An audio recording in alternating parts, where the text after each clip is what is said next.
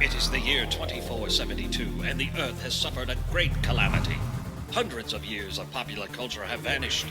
Without the sacred films and texts for guidance, civilization is devoid of anything cool.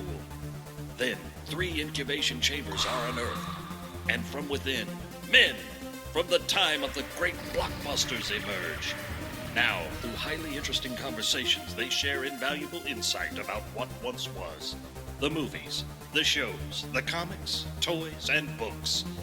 This is The Hyperspace. Podcasting in the 25th century. Welcome in, podcast pioneers, to the Hyperspace.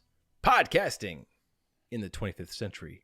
The interweb's first, and yes, still only, podcast. My name's Matt. I'm Jared.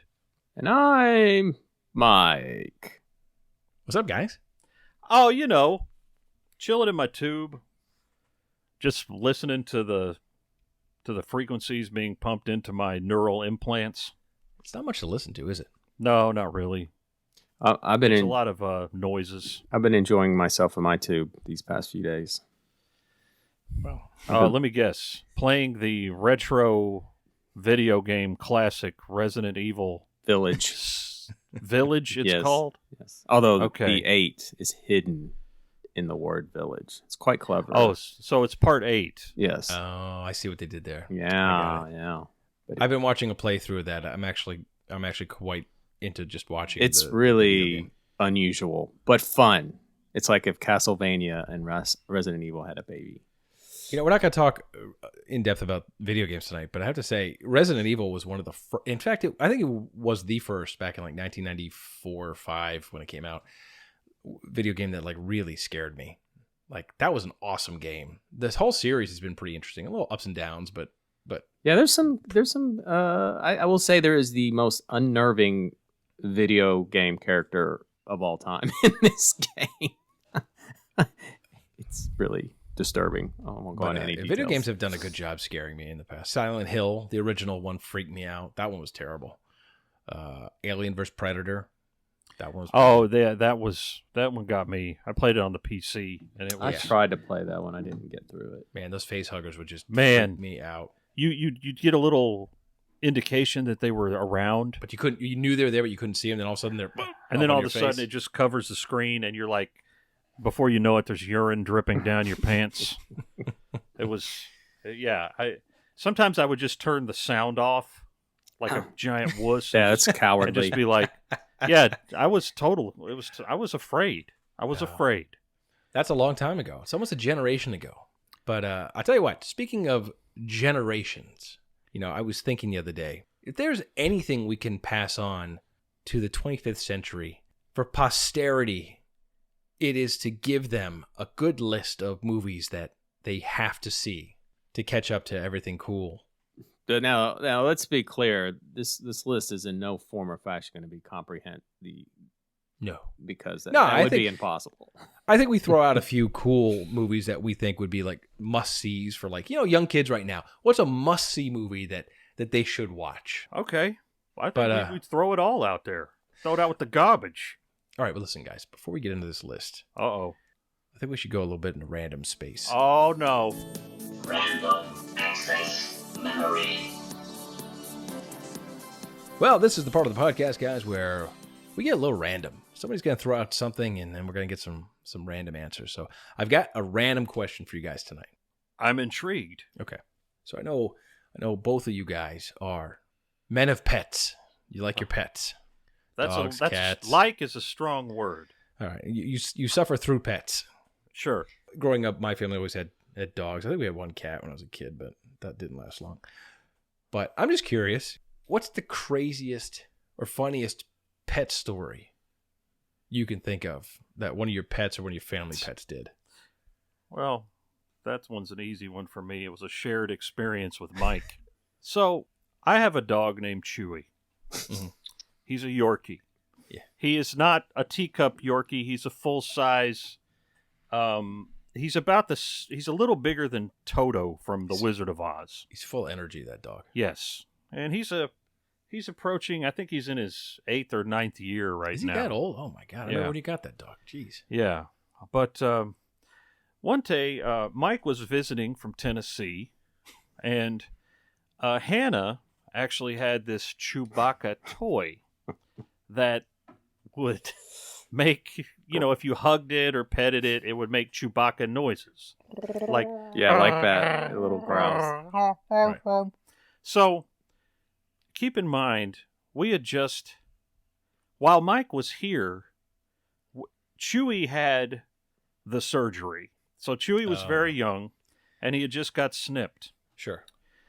So, the dog, after this happens, is supposed to, that's supposed to kind of curtail certain urges, if you will.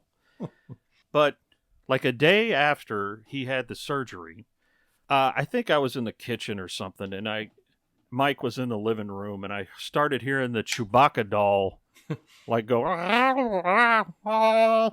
and then Mike just going, "Oh man, you have to see this." Chewie is humping this Chewbacca toy like his life depends on it. He is going at it like a jackhammer. And the Chewbacca doll is submissively just going,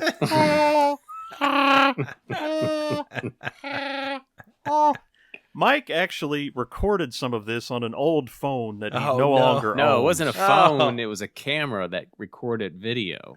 Oh, okay. But so It's somewhere footage is lost. I can't find it. I no. wish I could find that. if that footage ever gets found, we will upload it to the channel. But it was positively pornographic. Oh, it's so funny. Well, Yeah, and- the Wookiee sounded like it was had just given up. Just had accepted what was happening. This is the day after he had his balls cut off. So and he still humps things to this day. We have this thing called his sin pillow. His sin pillow that he will go into his kennel, and he just goes in there, and the thing is rocking. Like, if the kennel's rocking, don't come a knocking. Wow, he never lost the urge. He never. And he's got the giant hot dog hanging out of his the exposed lipstick wiener. Man. That dog is unique. I'll give him that. Yeah, Chewie's got a lot of problems, but sorry for the graphic nature of that tale, but Oh, that's funny. my pet story. That's a good one. Mike, what about you? Holy cow! I can't think of anything. I should have All right, a I'll go. flotilla. Listen, think I'll your go. dogs have attacked people. They've dug holes to China. They've done all kinds of They made your things. house in Florida a sandbox. You should have all kinds of stories. I know, but I can't. All right, you marinated on that one. I'll tell mine. Okay. So when I was 5-ish, I think it was in kindergarten. I was living in Connecticut at the time, and we had a big dog, and it was called a Bouvier de Flandeux. Whoa, and, that sounds classy. And I don't know what possessed my dad to get this dog, but this dog, it's like a really large. And if you know what the dog is, congratulations, you're like one of 5 people. But if you don't, it's like this big, black, heavy dog with like tight curly hair all over it. They use them like police dogs in Germany. Bizarre dog, but very cool and very large. Often mistaken for like a black bear if it gets loose, which one of ours was reported as a black bear later, a few years later. But so this dog loved the family, and especially my mom's mom, my grandmother, just adored the family, but hated everybody else with a passion. And we had this, I still remember, we had this really big, heavy wooden, thick front door that the dog would attack anytime somebody would knock or ring the doorbell and start to chew through it. And eventually we had to replace it because he chewed all the way through the door. He was just a crazy dog. And we were all petrified, even me at 5, that this dog would get out and be loose in the neighborhood because it was a dangerous dog. We wound up getting rid of him later. But that said, one morning, I remember I was getting ready to hit the bus, to go on the bus to go to school in kindergarten. And I was inside the house and I heard this screaming. Never heard this sound before in my life. I still remember it. I was 5 years old. I still remember it. 46 years old this year. And I'm like, what is that noise? And my brother, Carson, my twin brother, we looked at each other. We were scared. We didn't know what it was. So we crept up to the window and we saw it. In the front yard, there was the dog with my dad in his business suit, ready to go to work, late for work, mind you, with a pair of pliers and his foot on the dog's rear end. As my mom held the front of the dog, my dad was pulling out of the dog's rear end a dress sock, Oh. and it wouldn't come out. And as my dad is continuously yanking, like someone's about to win on a game of tug of war, The dress sock. the bus pulls up. The bus pulls up, and the dog is screaming like it sounds like a small child. My dad is getting angry. He's like, "Rah, rah, rah." My What was mom's holding looking. it in there? I don't know. It wouldn't come out. Maybe the dog was just like, holding on. Sphincter. Holding on. That dog was strong. And my mom was getting nervous. And the bus was there. And my mom was trying to figure out, do I let go of the dog or do I go to the kids and help them get on the bus? And then all of a sudden, the sock came out. My dad stood there contemplating whatever he just did in front of the bus full of children. And my dog just went on his happy way.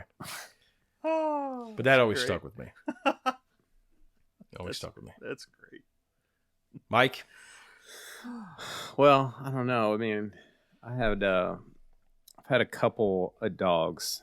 I think the one that stands out for me as a dog I had named Dallas, and he was kind of like that dog that, like, he loved me, and he loved my ex too, but you knew that no one would ever get near us without him destroying them. Mm-hmm. Like, he wasn't like a really big dog.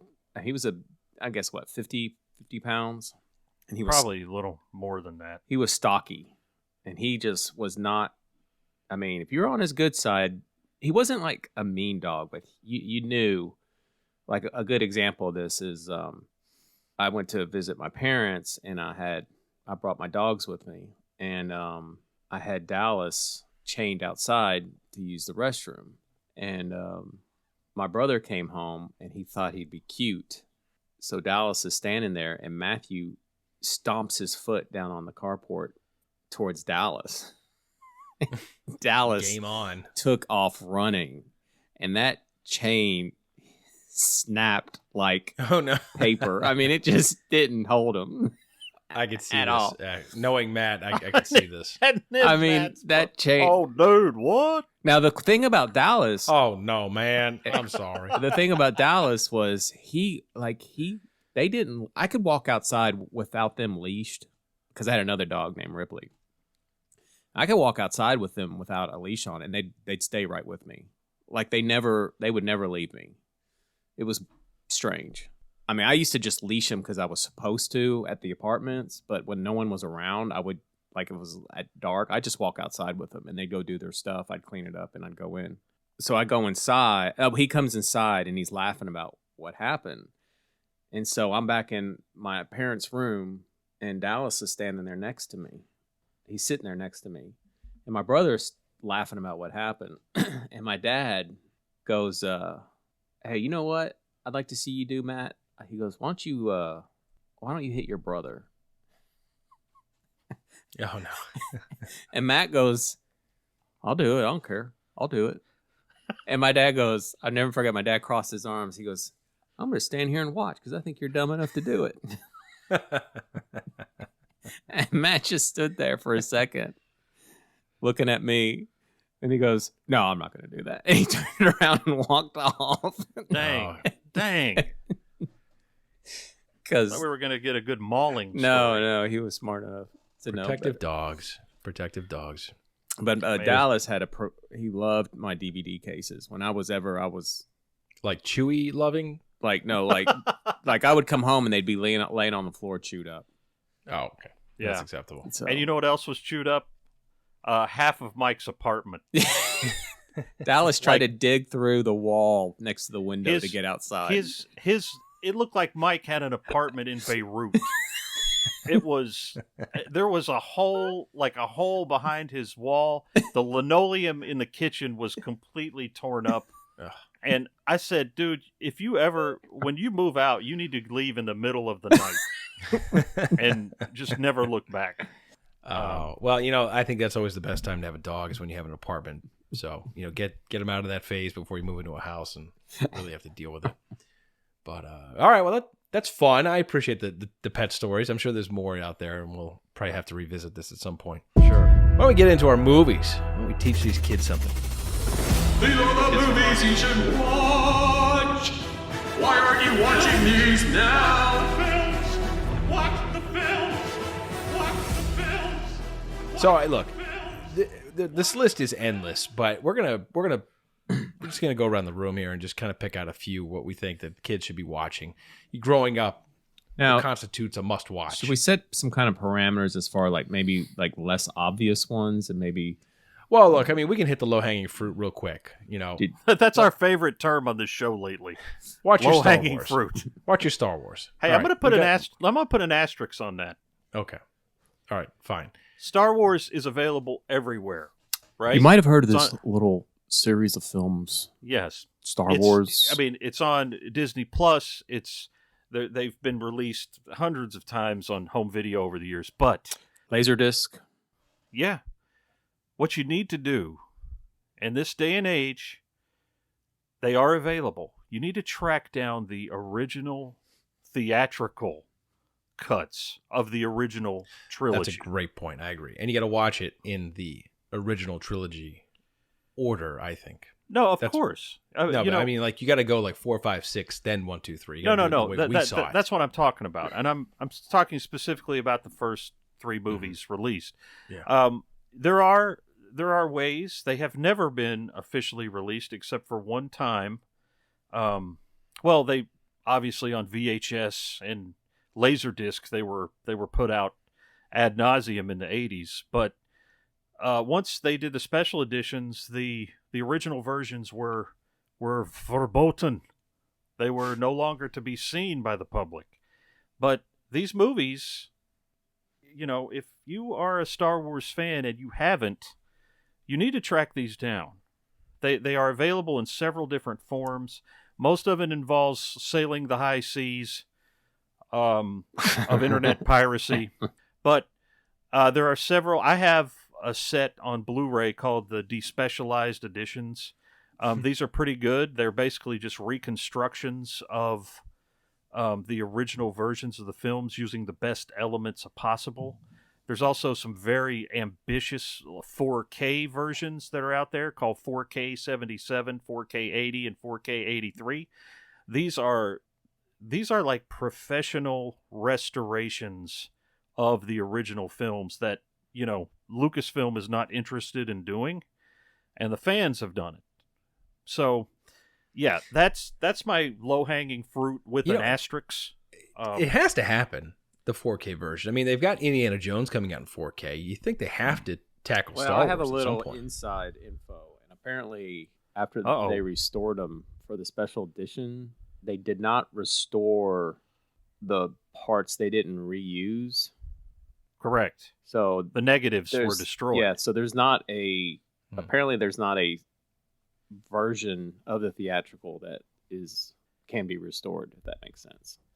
Well, look, I mean, if they can deep fake Tom Cruise on TikTok and fool the world, Sure. they can fix Star They Wars. can Well, put a man on the and- moon. And what some people have done are taking actual theatrical prints that ran in theaters in the 80s, and they are scanning these and making them digital files, which That's cool, yeah. Right now, that's as close as you can get. Yeah. But, yeah, so any Star Wars fan has to track down versions of the original untouched trilogy if you consider yourself to be a person of any kind of worth at all. And if not, then don't talk to me. That's fair. That's all I got to say. Mic drop. Get out of here. Mike, give us a movie. What do you think? What? Give us a movie. What are you thinking, Mike? Aside from suffering from horrible What's allergies. the topic? Dogs humping stuffed animals. Well, let's see. I would say. Sorry, I got dust flying around in here.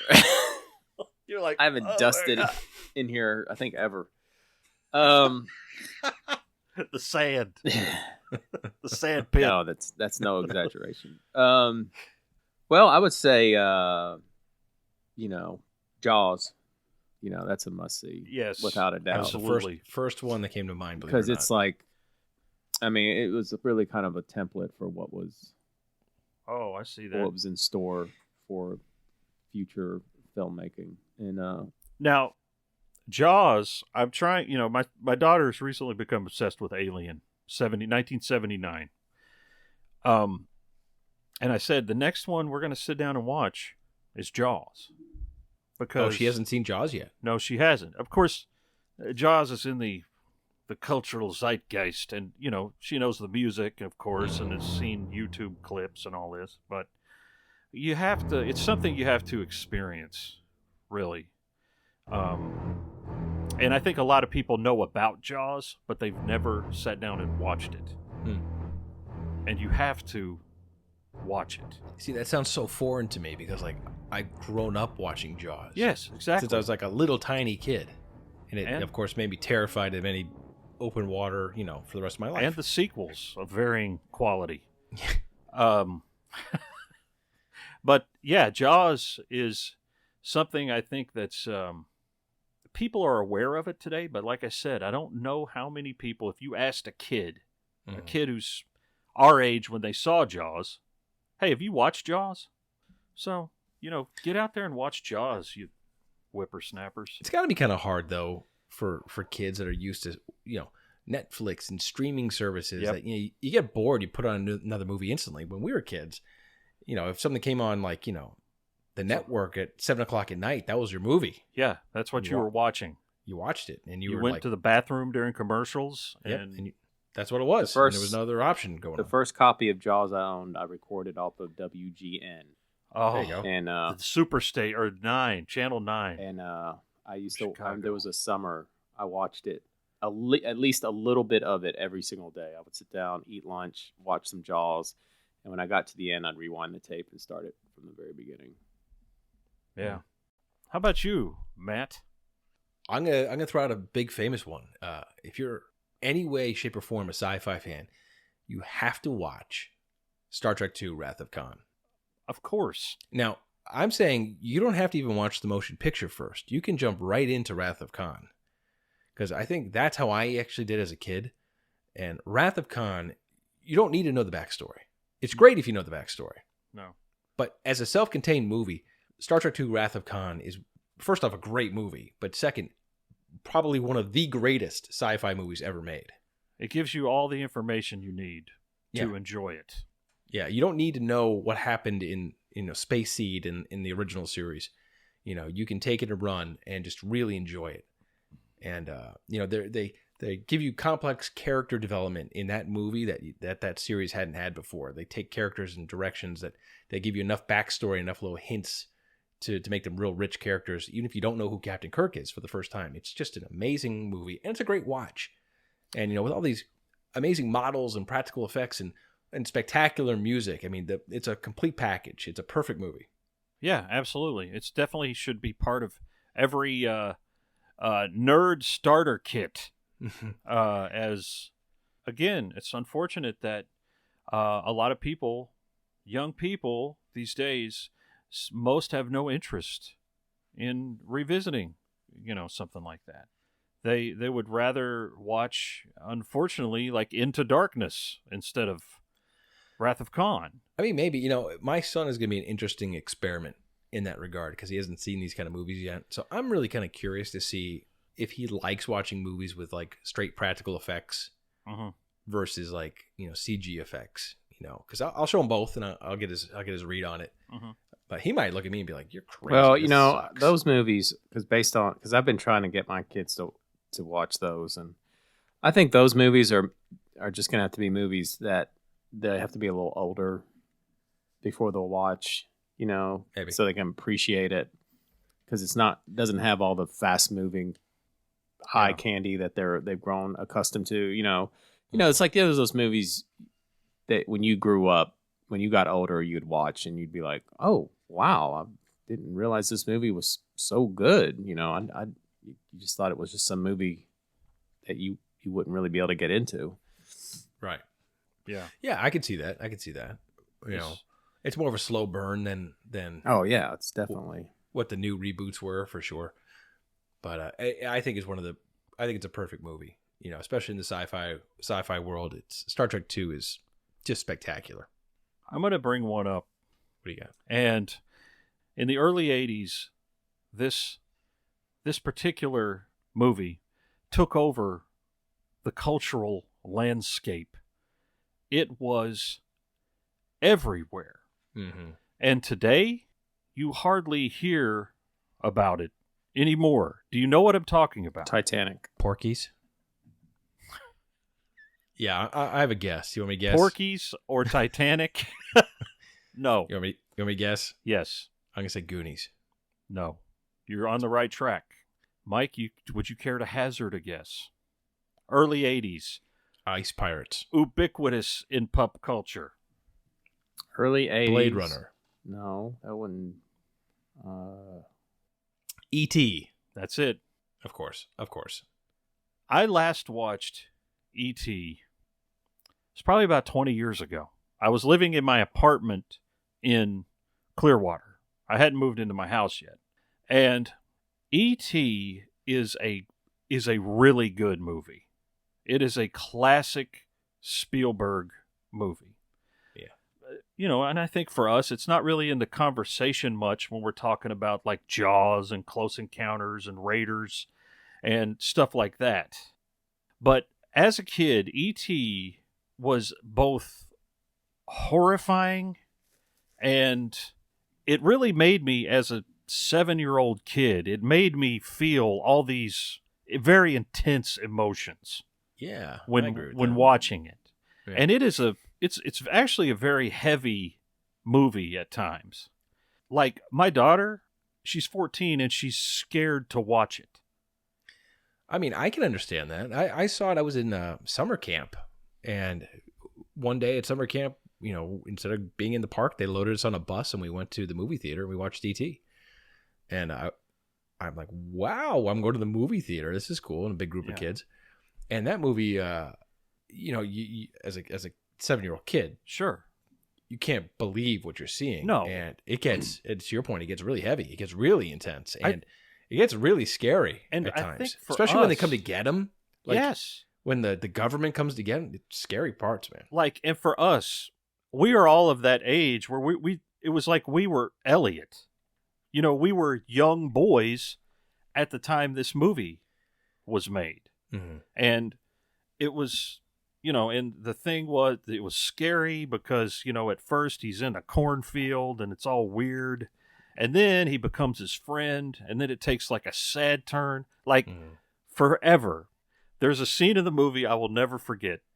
And it's when Elliot is sick and his brother Michael goes looking for E.T. and finds him laying in a creek. Oh man, And that was he's- just cruel.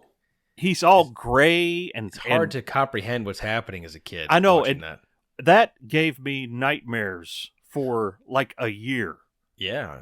But I mean, Spielberg was really good at that. I mean, we're not going to get into Close Encounters, but like Close Encounters was kind of the same vein. It wasn't a kids movie, but like it wasn't meant to be a horror movie, but it had some really kind of like horrific elements to it, some scary elements. Oh that- yeah, like where they they come to that kid's house. That to this day is. I mean, No, that's that's put it up there as one of the top horror scenes ever. It's That's terrifying. it's unsettling. That's a good word. It's unsettling. But yeah, E.T.'s a great. I forget about E.T.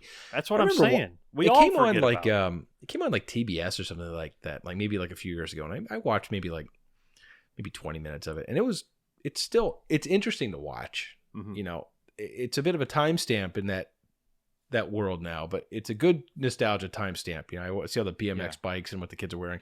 Yes. I see. It's a fun movie, but you're right. It's a heavy movie, but it's a good one.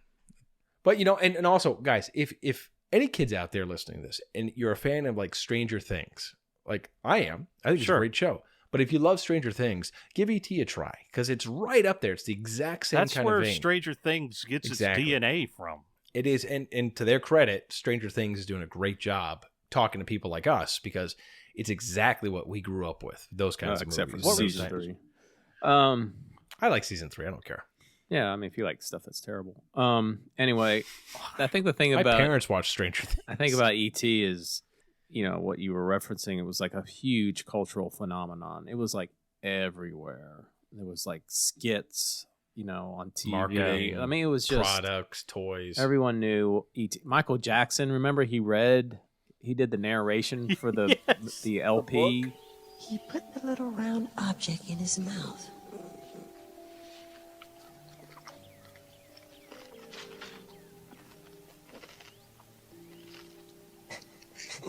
It was delicious. The tastiest thing he'd ever eaten in the whole universe. Yeah, Did he really? Yeah. Book I and don't remember record. Yeah, that. No, it was. It was the He did the story of E.T. yeah, it was the Ooh, record. you know what? And he narrated. I'm gonna it. look. It's when we're done with this. I'm going to YouTube. I'm gonna find. Yeah. You that got. You somewhere. have to. And apparently, like they said, that he had to stop reading because he'd be crying. But as far as like ET didn't scare me. It was like it was probably my unsettling. generation's like Old Yellow. Old Oh, Yeller. Yeller? Yeah, because Old Yellow. Old Yellow. Yeah, Oh, whatever. Yellow. I never saw that movie, but what I'm saying is, the movie is where the dog gets shot at the end, Right. Yeah. and What? and it's just like ET. It Gets shot It at the lures end. you into this. Oh, ET's funny. It's so healthy. Look, he's getting drunk, and it's so great. Oh, now he's dead. And when you see that as a kid, you're just, and like that scene where they find him in the creek, it tears you up. I mean, I remember being in the theater, bawling my eyes out when he died. Yeah, there was a lot of kids crying in my And group. I may have been one of And them. it's like a sucker punch. It's like, Steven Spielberg kicked you in the balls. Yes. And then he brings them back, and you're like, oh, yeah, E.T. is alive. And then they have the big chase and all that stuff. Mhm. So it's very manipulative, and I think that's by design. Oh, of course. But, I rewatch it now, and I think it does hold up. But although I don't think the logic of his resurrection makes no sense. It's like why did he come back? That didn't make Who knows? any sense. But when you're a kid, you're just happy that he's still alive. But when you watch it as an adult, you're like, He was- why is he? They're just trying to. They're on refugees from the Empire, just trying to yeah, exactly. find a home. There is one last vestige of E.T. that kind of remains in a large setting, and the ride at Universal Is that still there? in Florida. Wow. I thought they're dismantling that. I No, thought they're they- taking they- it down. I think it's gone from every Universal park in the world except Orlando. I when that launched, I loved that ride. I Man, don't know why. So the reason That was a my great daughter will not watch E.T. is because we took her on that ride when she was like 6, and she was catatonic. She was like, That's a pretty easy ride. I mean, it is. if you're not familiar with the ride, But- you literally get in like a bicycle basket Yeah. and get taken just on a She- lift through the whole ride, and it's not She, like that she crazy. freaked out when you're going through the woods and everybody's chasing you, and the policemen are there, and she just bawled through the whole thing, even when it got to the fun, happy planet where everybody's Yeah, singing she's at wrecked. the end. She was wrecked. There was no coming back She- from that. She was done, and so Wow. so to this day she's like, I'm not watching E.T. You're gonna have to. doing it. You're gonna have to like Clockwork Orange her someday and just like hold I those say, eyes okay. open and make her watch. After we watch Jaws, we're watching E.T. So, yeah, E.T. I think every kid, I think the world is a lesser place now that kids don't watch E.T. when they're little. Yeah. So, toughen them up. Yeah. Show them that dead gray alien in the creek. Okay, I'm done. Go. Someone else go. I'm gonna say Goonies. It's not everyone's favorite, but for me, I thought Goonies was such a fun, great movie. Such a coming of age, important movie for me as a kid. Yeah, it's another movie where, as a kid watching it, you see yourself in those roles. Totally. You're having that adventure with them. And I like to think, I haven't watched in a while, and I'd be a little biased to watch it now anyway with my filter, but like it'd be interesting for somebody who's never seen it to watch it now, especially someone young, because the Goonies, once they get into their adventure, where they wind up, technology is irrelevant basically, so like cell phones wouldn't matter and stuff. So I wonder how much it translates and holds up to younger generations today that are so used to like gadgets and stuff in their hands. Is this kind of like kid survival movie? Is it going to hold up? Is it going to be entertaining to them? Because for me, it was like I wanted to be on that adventure, that exact adventure was like when I remember I was living in Connecticut. And I remember going to the woods, going, there has to be a cave somewhere where I can get in and start this. Yeah. Did One or you two. like? I actually would sometimes play Goonies in my backyard. Of course, I did that. Everyone played Goonies. So except for Mike, because we know Mike doesn't like the Goonies. Yeah, Mike doesn't like Goonies. I don't know. I was late on the Goonies train, I guess. And when I saw it, I liked it when I saw it, but I don't know. It's one of those I've never really. You were 45 when you first saw it. I own the Blu-ray because it came with Gremlins 1 and 2, and I don't think I've watched Gremlins. it all the way through. I just remember my favorite part of the movie was when the kid was. They were trying to get the kid to talk, and he was telling them about how he pretended like he threw up in the theater. That was like. Such a good That was scene. like my favorite part in the whole movie. And then when the A lot of that was bad improvised. guys is like the guy who he's been in everything. He goes, I'm starting to like the kid, Mom. But you know, I wonder. You know, we were the right age when that movie came out. Yes. You know, much like E.T., you know, we were one of the Goonies in that movie at that point. But if I had been older, if I was a teenager watching that movie, I don't know if it would have been as if I would have resonated as much with me. But we had teenage Thanos in that Yeah, I was going movie. to say that was Josh Brolin's first role. That's true. So yeah, I don't know. Maybe you have to be the right age to watch Goonies, but I was, and I count myself lucky that I was, because Goonies is like one of those childhood classics that I can always go back and watch. It's like it's like a Christmas story. Yeah, I think my daughter needs to watch that one as well. What? She hasn't watched Goonies.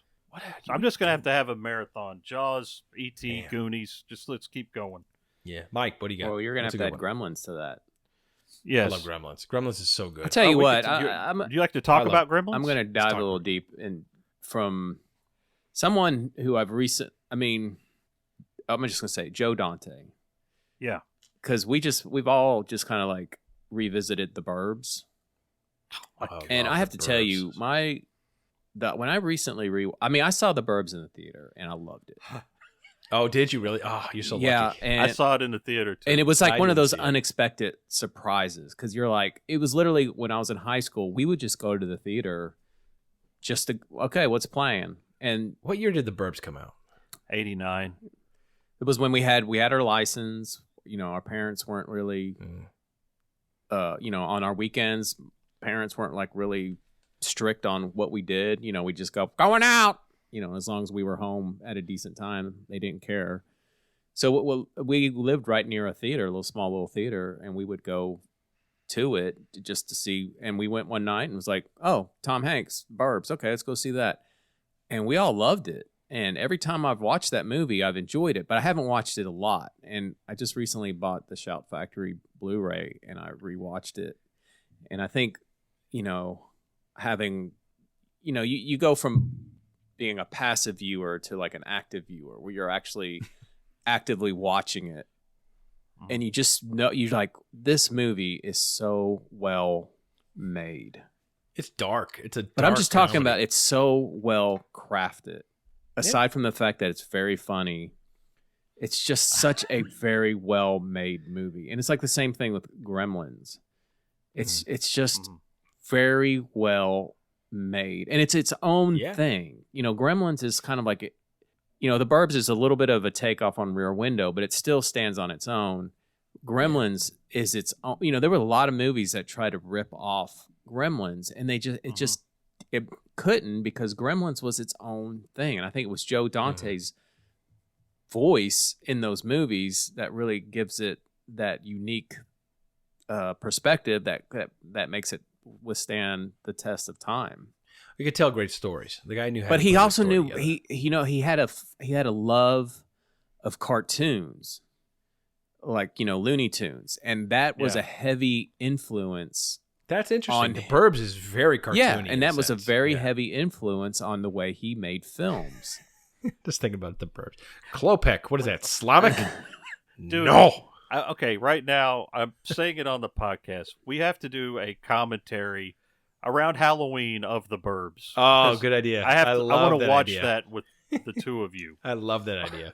I mean, good one. it's really because I remember Satan is great. Satan is your pal. Yeah, I remember my aunt saw that movie too, and she hated it. She actually went and wanted to get her money back. Wow. And I come remember on. thinking, how do you hate that movie? It's like a great movie because you go in and it's not what you're expecting it to be, and that's great. That's a great thing because it's really so.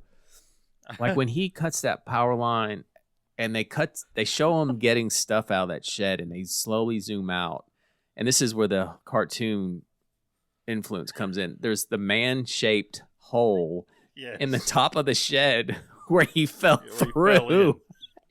But it's so subtle. It's just a slow zoom. You see the man-shaped hole, and then they cut to the next shot. They don't, nowadays when they make movies, they would shoot that from like 5 different angles to blast it in your face. And Dante was very subtle about that type of thing. Little trivia about that movie, about the Burbs. In the movie, is it Walter has the dog? Is it Walter? The old man. So, Walter's dog. Anyone know where that dog else appeared in?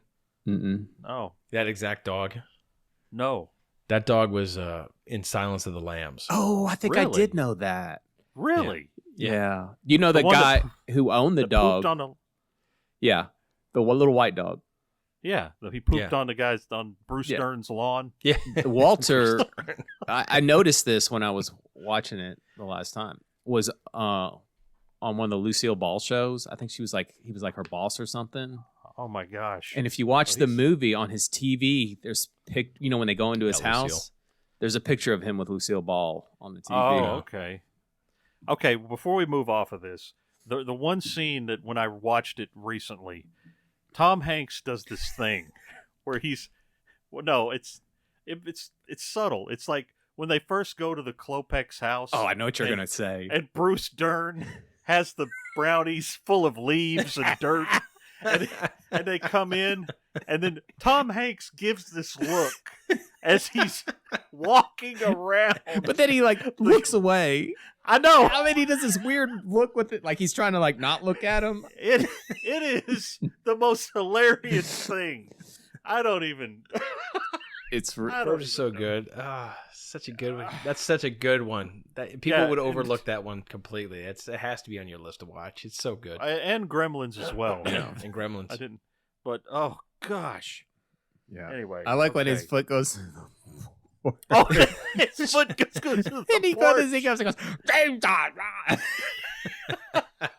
and he dumps the brownies on the porch, and then he picks them up and puts them back on the plate, and he hands it to that weirdo. And his foot's got dirt. Yeah, Tom Hanks looks at him, then looks away, does that weird look as he looks away. And I tell you another shot I love, and I hate to linger on this, but it's my favorite. It's like it's like Joe Dante does this, where Carrie Fisher and the blonde are sitting at the table. And there's just a couple candles around them that you can see, but you can hear this. And one of the Klopeks, is that what their name goes? I put the candles because I thought it would, I don't know, set the mood or something like that. And then they do a zoom out, and in the middle of the table, there's a bonfire with all these candles, and you can hear you can hear the flames that. As they're burning the wicks. Oh my gosh. And when he eats the sardine on the pretzel. It's so juicy. Oh my gosh. Oh man.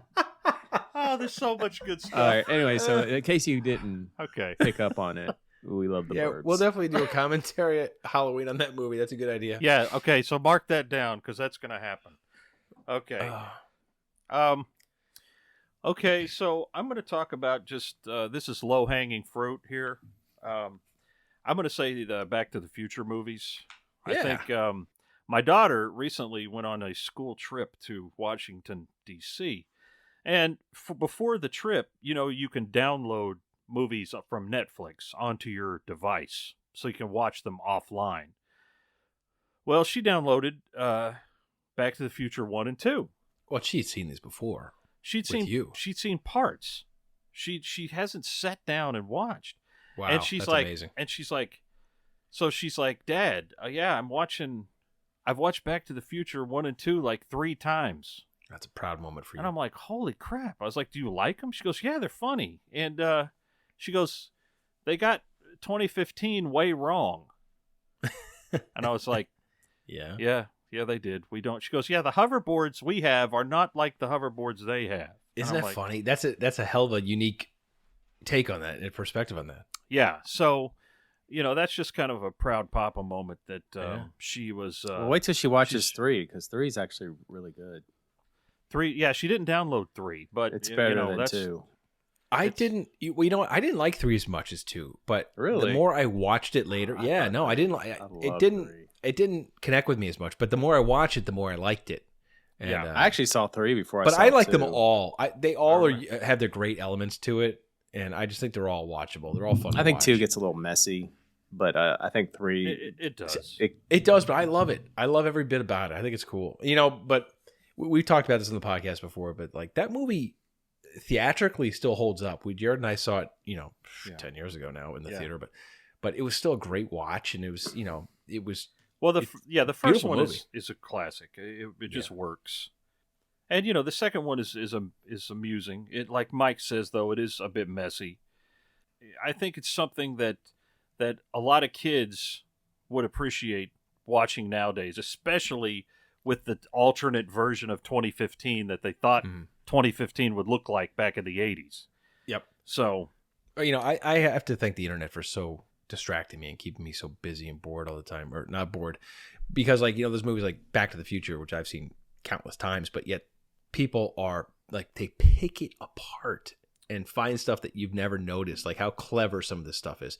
yeah. Like I put this on our chain like last week, but like somebody realized, and I didn't realize, maybe Jared, maybe you knew, but like at the beginning of like Back to the Future in McFly's house, they had like Miller Lite, and you all got like beer. Yeah.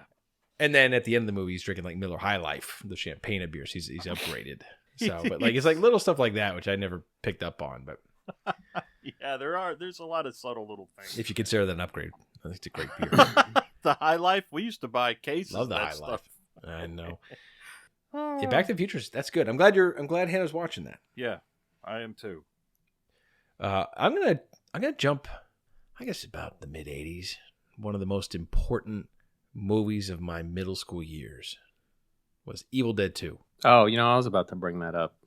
Well, there you go. And we've talked about. I just got the listen to Fright podcast, Rags T-shirt, which is awesome. We've talked about this movie several times, but Evil Dead 2 has that right mix of horror and comedy and good storytelling all in one. And it's just a fun movie to watch. And it's not over the top scary, and it's not over the top funny, but it's really entertaining. And it's just such a well-crafted original horror movie. Well, the Evil Dead, I did not grow up with. I didn't see any of those films until into the 90s. I saw, it was me too, because those movies were unrated. So those were like Yes. That was the joy of Blockbuster. Well, that was the thing. Back before Blockbuster, there was like an unrated movie. There was no way you were getting your hands on it. Because I remember seeing, of course. I remember seeing in Fangoria they were making Evil Dead 2, and I had seen the poster for the first Evil Dead, and the famous tag that Stephen King gave, like it even scared me or something like that. So it was almost like there was like a shroud of mystery around it. It was like it was almost taboo. It was like, oh man, Yeah, like what is this? oh, it's not rated. Oh my gosh. And this was probably like 91. I was house sitting for my boss, and I invited some friends over, and I knew of Evil Dead's existence. And they came in and they said, "We rented Evil Dead 2, man. You gotta watch this." And it's like one of those movies I'll always remember the first time I watched it, because it's like you just can't, every second of it there's something going on. And that's another thing. It's like, I was talking about Joe Dante. Sam Raimi has that same cartoonish quality about his filmmaking that he really just kind of like goes nuts with, and Bruce Campbell is just a caricature anyway. Yeah. And, they make a joke that Sam Raimi's sole purpose in making these movies was to torture Bruce Campbell, and it's all on screen. And it's just so outrageous, but it's so good. when I was when that movie, it was already out in video when I saw it, and I was with a group of friends at that time when I was in like seventh, maybe eighth grade. So I guess like maybe like 88, 89. Some guys and girls, and like one of their older brothers was really into horror movies. So we always had access to these movies. So like one weekend we watched Evil Dead 2, then we watched like Hellraiser, and then we watched like all the ones that were coming out at that time. Texas Chainsaw Massacre. You know, we did all the movies. So it's like that part of my life is like real horror based. But like Evil Dead 2 was always like my favorite of the bunch, and to this day, it's just fantastic. I love it. So Mike? would you recommend small children watch that? No, but I mean, if you're a young teenager, you should be watching it. Sure. I wouldn't give it to a 5-year-old and say watch Evil Dead 2. No, maybe we should try that sometime. Do it with your son here. You know, if you want to talk about like movies, because when you were a kid, you would try to sneak these movies in when your parents weren't around. And this may sound a little dark, but I was going to say, if there's a movie you could sneak, like if you're a kid and you could sneak a watch, I would say Texas Chainsaw Massacre, the first one. I watched it. It was great. And it's because here's the deal. It's not exploitive. There's no like nudity. I don't think there's any vulgarity in it. If there is, there's literally like one drop of blood in the whole movie. And it's just like a non-stop. Well, once it gets started, it's a build. Right. And it's one of those movies. Once it goes, and you're stuck in that movie. And I think the fact that it was shot on 16 millimeter and blown up to 35 millimeter gives it like that grainy quality, like dirty. Yeah. looking. And it's just and the soundtrack is very unusual. It's got like a strange sound effect to it. It's I didn't see that movie until after high school either. And it was one of those movies like Evil Dead 2, when I watched it, I'm like, why am I just now watching this movie? I mean, it is just fun. It's just an amazingly great horror movie. Yeah, it's a goodie. The sequels weren't nearly as Two good, was the first one. two. I love 2. But 2 is like, it's sort of like the same thing they did with Evil Dead 2, because the first Evil Dead is kind of straight up horror. Yeah.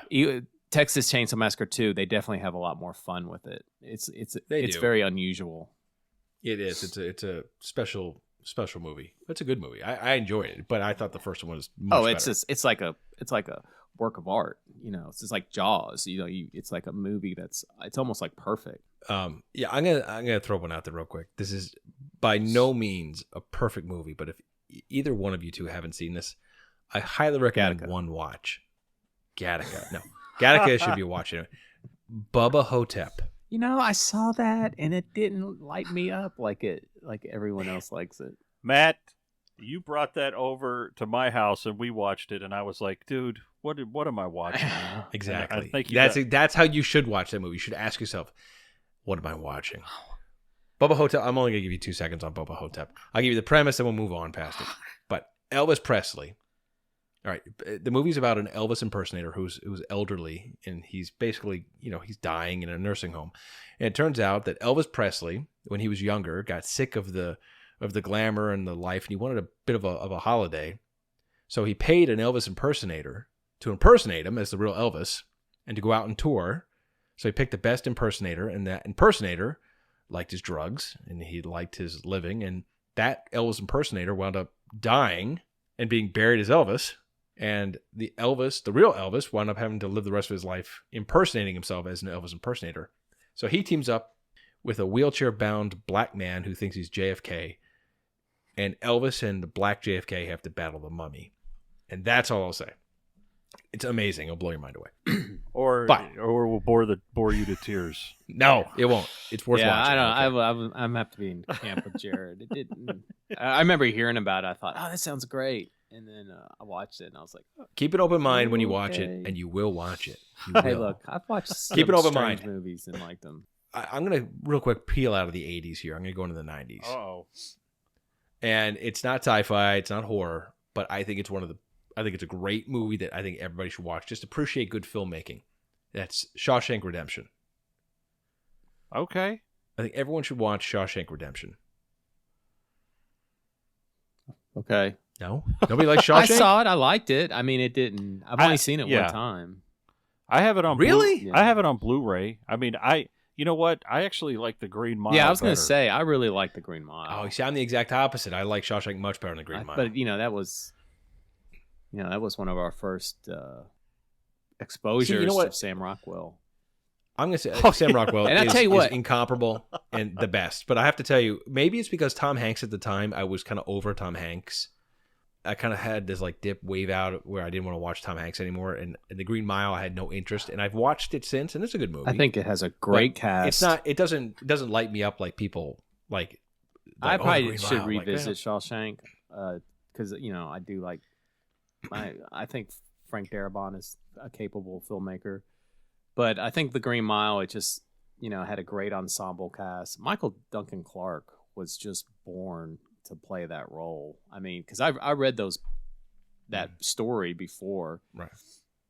And I really enjoyed the story, and it was unbelievable how it was like that every person in that movie. Darabont recaptured some turds for you. Yeah, I mean that was all straight up. Who was the other guy? The little guy, the one who was real swarmy.